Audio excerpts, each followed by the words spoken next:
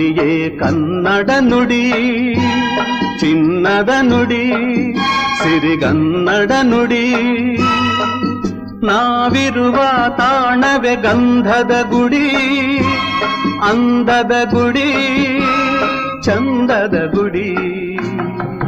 ನಾವಾಡುವ ನುಡಿಯೇ ಕನ್ನಡ ನುಡಿ, ನಾವಿರುವ ತಾಣವೇ ಗಂಧದ ಗುಡಿ, ಅಂದದ ಗುಡಿ, ಗಂಧದ ಗುಡಿ, ಚಂದದ ಗುಡಿ, ಶ್ರೀಗಂಧದ ಗುಡಿ. ಆಹಾ ಆಹಾ ಆಹಾ